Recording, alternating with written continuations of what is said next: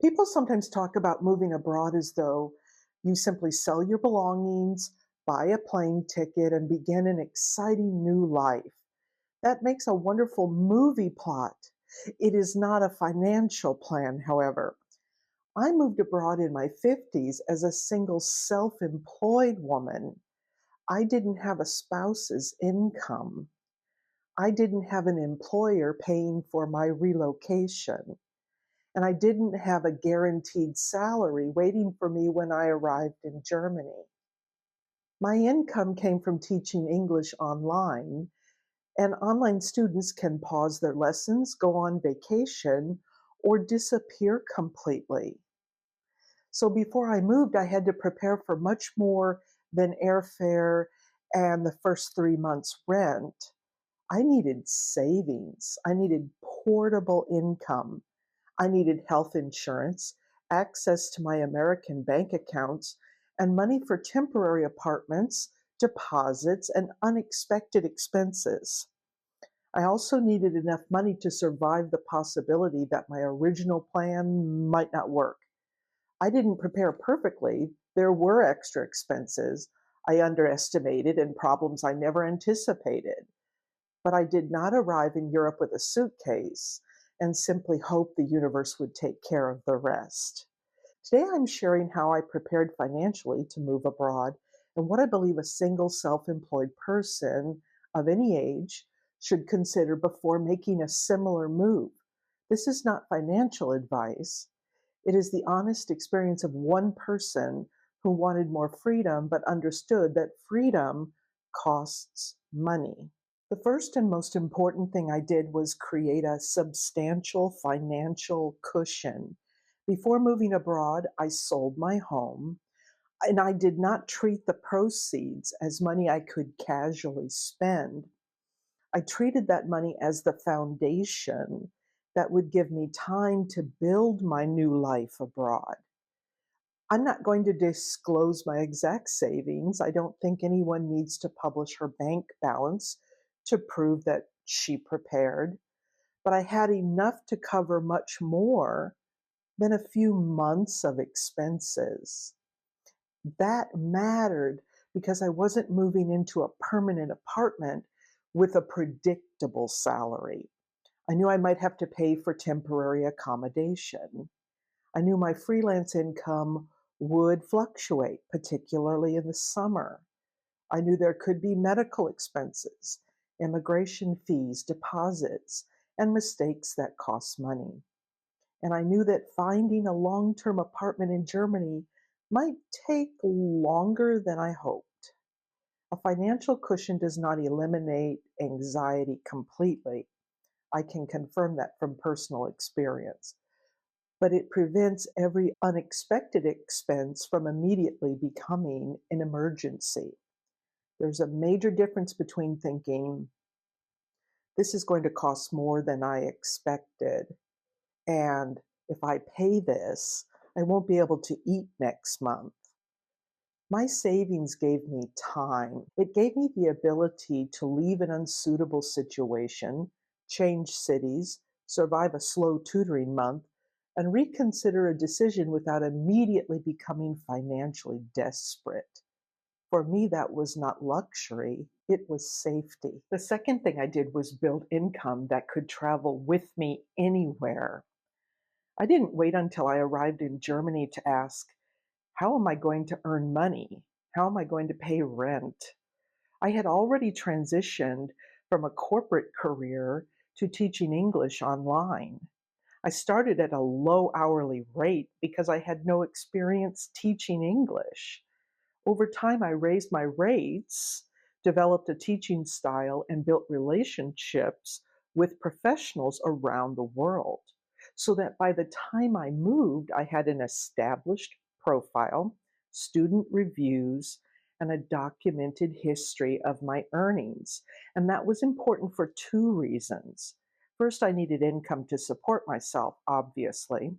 Second, German immigration authorities needed evidence that my freelance work was legit. Savings made the move possible. Portable income made the move potentially sustainable. But I also learned not to calculate my future based on my best month. When you freelance, a strong month can make you feel as though you have finally reached permanent financial security. Then summer arrives. Students go on vacation. Schedules change. A full calendar suddenly develops large white spaces. I began to understand that my best month was not my normal monthly income. If I based my rent and lifestyle on the most I had ever earned, I could create a serious problem for myself during a slow period. So I tried to make decisions based on a more conservative income estimate. And that's not always exciting when you're excited about moving abroad. It's boring and sustainable, but that has become increasingly attractive to me. Also, I prepared to access my money from another country. This is really important to do before you leave the US. The third thing I prepared was access to my money. This sounds so obvious. If the money is yours, surely you can access it, right? International banking occasionally has other ideas. I maintained an American bank account. I also began using Wise for international transfers and currency conversion, and I later opened a German account for local payments. I needed to think in advance about how would I pay rent in euros? How would I receive my tutoring income?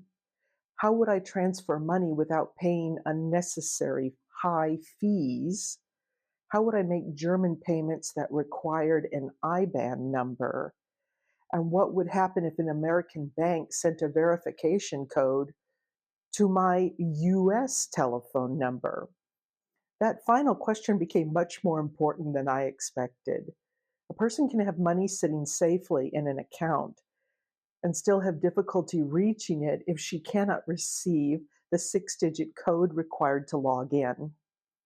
So keeping access to my American telephone number became part of my financial preparation. And that is the kind of detail that rarely appears in these glamorous moving abroad videos. Nobody poses at the airport holding a sign that says, I successfully maintained two-factor authentication. But when you need it, it becomes remarkably exciting. My lesson was simple. Don't depend on one bank, one card, or one method of accessing your money. Before moving, test everything. Make sure you can log in. Make sure your cards work internationally and what the fees will be. Make sure you understand how you will transfer money. And keep important telephone numbers and account information somewhere secure. Having money and having usable access to money are not always the same thing. The fourth area was housing. Before moving, it is easy to look at an apartment listing and think, the rent is affordable. I can do this. It's cheaper than the United States. But the monthly rent is only one number. There may be a security deposit, advance rent, temporary accommodation while you search, transportation costs, application documents, furniture or household supplies, and in Germany, possibly a kitchen. Yes, some German apartments are rented without a kitchen. In fact, many are. Sometimes that means no refrigerator, no cabinets, no stove, and no reassuring place to make spaghetti while you reconsider your life choices. As a freelancer, housing can be more complicated because you may not have a traditional German employment contract. I had income, savings, and documentation, but I still needed to prove that I would be a reliable tenant. I also needed housing that allowed official registration, had dependable internet, and was accessible without a car. A cheap apartment becomes less affordable if it prevents you from working or requires several forms of transportation every time you need groceries. I also learned that temporary housing creates a different kind of expense. You pay more because it is furnished and flexible. Then Just as you begin to understand that washing machine, it is time to move again. My financial plan had to include more than finding the lowest advertised rent in the city I preferred. It had to account for the real cost of living there. The fifth thing I prepared for was health insurance. Health insurance was also necessary for my residence application. I purchased an expat insurance policy before moving, but I learned that having insurance and having comprehensive coverage are not necessarily the same thing. A policy may cover emergencies while offering limited coverage for dental treatment, existing conditions, prescriptions, physical therapy, or routine care, or treatment the insurer does not consider medically necessary. I have had dental expenses in Germany that I needed to pay out of pocket for. That made me realize how important it is to read the exclusions, not only the attractive summary on the sales page. Before moving abroad, I would now recommend asking, what is the deductible? Are prescriptions included? What dental treatment is covered? Are existing conditions excluded? Does this policy satisfy immigration requirements? And what happens if I need treatment that is not considered an emergency? Healthcare in another country may be less expensive than in the US, but less expensive does not equal free. A medical or dental problem does not wait politely until your financial situation is convenient. I now believe a separate healthcare reserve is just as important as a general emergency fund. I had some tooth pain that required I make a dental appointment. So not only did that involve dealing with a language barrier, but it also meant paying for out of pocket expenses. And here in Germany, having a health insurance policy for dental and medical is very important, just like in the US. So when they ask me for my insurance card and I don't have one, they're perplexed. And I did actually receive a bill for 1,500 euros for the treatment plan they recommended. So don't think everywhere you go outside of the US is going to be cheap if you have to visit a dentist or the urgent care. Prices vary widely between countries in Europe and in other places. So the point is, you want to be financially prepared as much as possible before you move abroad. The final way I prepared was by keeping enough money for the plan to change. A contingency fund is not only for dramatic emergencies, it can allow you to change apartments, move to another city if needed, survive a slow work season, buy an unexpected flight back home, pay for medical care, or return to the United States if remaining abroad stops being the right decision. I don't consider a return plan an admission of failure. I consider it protection against becoming trapped. And sometimes people believe that if you make a bold change, you must prove your courage by staying, regardless of what the experience is doing to you financially, physically, or emotionally. I don't see it that way. A good plan should give you choices.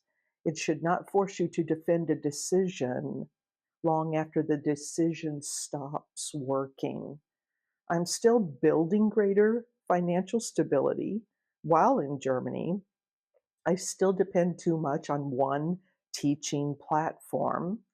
I'm exploring other income streams, including coaching, group programs, and content like this channel.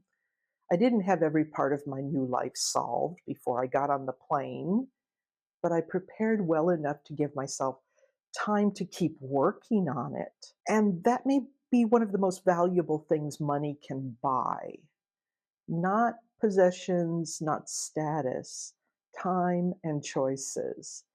Moving abroad required courage, but courage wasn't my financial plan. Underneath the photographs, train journeys, and exciting announcements were 2 years of working, saving, downsizing, gathering documents, and asking myself difficult questions like, could I support myself? How much uncertainty could I realistically tolerate? What would I do during a slow month with fewer students? And what was my plan if the life I imagined did not match the life I actually experienced? Those questions apply to more than moving abroad. They apply when you leave a career, become self employed, rebuild after a loss, or realize that the life you have been living no longer fits. That is also why I'm beginning to offer private one to one coaching. I'm not a financial advisor, and I won't tell you where to invest your money, of course. But what I can do is help you think through a major transition, identify the questions you may be avoiding, organize your options, and create practical next steps based on your actual life, not someone else's inspirational story. My own experience includes changing careers in my 50s, building an online income, moving abroad alone, and continuing to make decisions while life still felt uncertain. If you are considering a major change and would like a calm, practical person to help you think it through, you'll find information about working with me in the description below. Preparing financially did not remove all my fear, but it gave me choices. It allowed me to make decisions based on what was sustainable rather than only on what I could survive until the end of the month on, because you will have unexpected expenses. And I didn't want to wing it. And if you are considering moving abroad, especially if you are single, self employed, or starting again later in life, I don't think you should have to wing it either. Tell me in the comments, what is the biggest financial question you have about moving abroad or just starting over? This is Finding Marcia. We may not have everything figured out, but we can make the next decision thoughtfully. I'll see you in the next video. Thanks for watching.